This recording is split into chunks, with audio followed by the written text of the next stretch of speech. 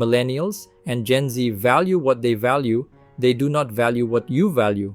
Why do you give rewards? The simple answer is to motivate people to do an even better job next time.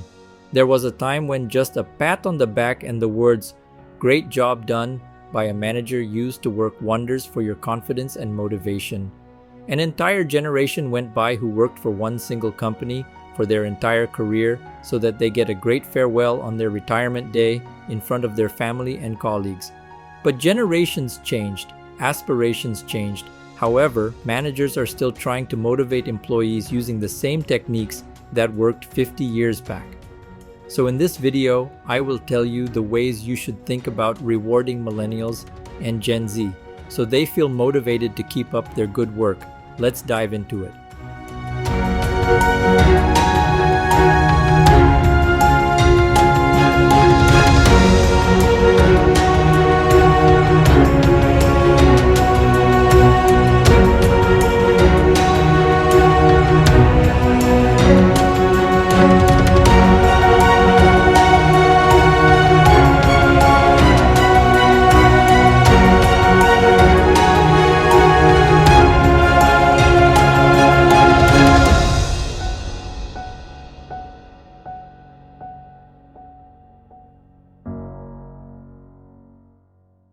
Motivation is like hunger. You eat food and you feel full, but after some time, you again feel hungry. Every day you need to eat food to satisfy your hunger pranks. So companies which relies on motivation alone to get things done are always stressed out. The long-term solution is inspiration, which takes time and effort to make an impression on customers and employees, but once created, it can last for a long time. Inspired employees will not jump ship when the going gets tough for the organization. So am I saying that motivation is bad and we should do away with? Not really. Researchers also say that when employees are not rewarded for their work and not paid well, even if they feel connected to an organization, they will eventually leave with a heavy heart. So the balance between inspiration and periodic motivation is absolutely essential to have your workforce going on and achieve great heights. Rewarding a person the right way is the key here. Rewarding is more about the receiver than the giver. In order to understand why rewarding plays such a big role in employee engagement, we need to study Victor Vroom's expectancy theory. This theory clearly explains why you feel motivated or demotivated with certain rewards. Note this. Even if an employee gets rewarded by the organization, he or she can still feel demotivated if the reward itself was not thoughtful enough. In 1964, Victor Vroom, who was a business school professor from Yale School of Management, came up with a theory known as the expectancy theory, which, unlike Maslow's hierarchy of need model, stressed upon the outcomes. The theory stated that the intensity of a tendency to perform in a particular manner is dependent on the intensity of an expectation that the performance will be followed by a definite outcome and on the appeal of the outcome to the individual. Victor establishes three relationships which is very relevant to our topic today. These are expectancy, instrumentality, and valence. Now, if you think about the first 2 points in today's context, I am sure none of you will have any issues admitting that effort leads to performance and performance leads to reward. So we have no issues understanding expectancy and instrumentality. Majority of employers scores well in these. The problem lies with valence.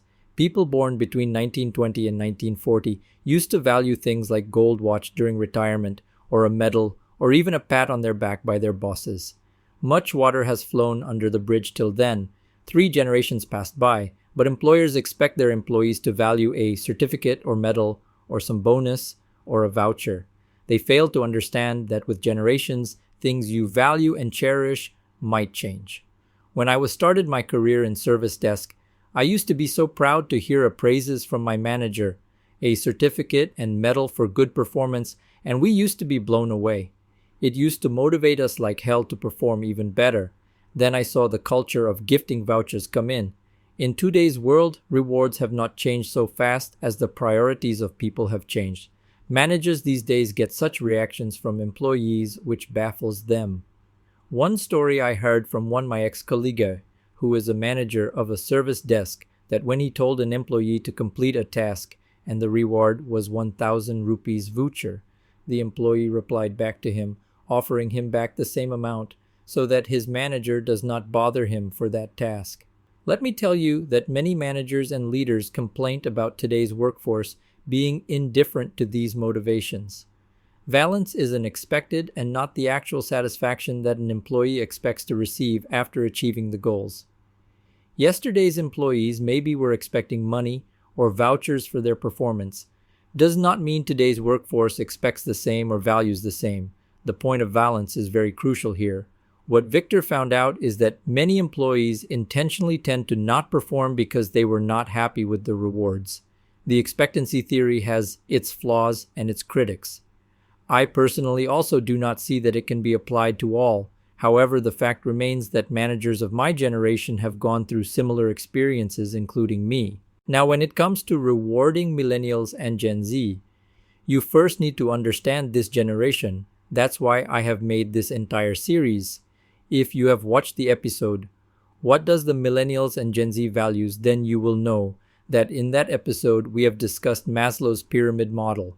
If you have not watched that episode, you can watch that after this video. For now, to make you understand quickly, let me explain in short that in psychology, Maslow's pyramid model gets referred many times in regards to theory of human motivations. We tried to map different generations as per these defined needs, and we saw how, as we evolved economically, our needs started changing and traveling to the top of this pyramid. Millennials and Gen Z have entered our society at self-esteem and self-actualization level, which is top of the pyramid. So they are mostly not working for survival, food, and safety. Their parents have taken care of that for them. Of course, you will find exceptions, and not all millennials and Gen Z belong to well-to-do family. But we are talking about this affluent generation on a broader term. They have seen money, luxury, and so they need more in terms of materialistic rewards.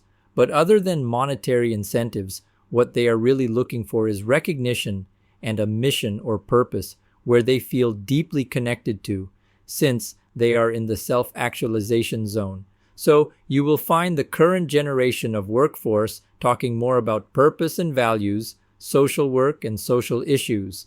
They prefer work-life blending compared to work-life balance. Unless you know how to reward these generations, you will end up with a disengaged workforce or very high attrition every year. Always remember the point of valence that we discussed earlier and work your way back to the reward. This generation of workforce value one full day of paid leave more than 1,000 rupees voucher. Think of giving them a holiday package, or think of giving them an iPhone or a laptop or something that they desire more due to the functional aspect of it. If you have a small budget, then think of giving them some paid leaves or gifting them a week of work from home or a grand felicitation in front of their family to make them feel proud of their achievements. Also think about promotions. Promotions not necessarily need to be vertical, it can be lateral as well. One of my personal favorite rewarding program is asking the employee in which project or department he is interested to work next, and then give him that no cost involved but highly engaged employee, since it is a fact that most of the employees are just working for money. So if you can give them a work which they want to do, suddenly the same boring, mundane work becomes meaningful to them. Wait for the next episode and please share this video with your colleagues. But if you want to keep watching my content, then I will recommend you to watch this video next. I will see you right there.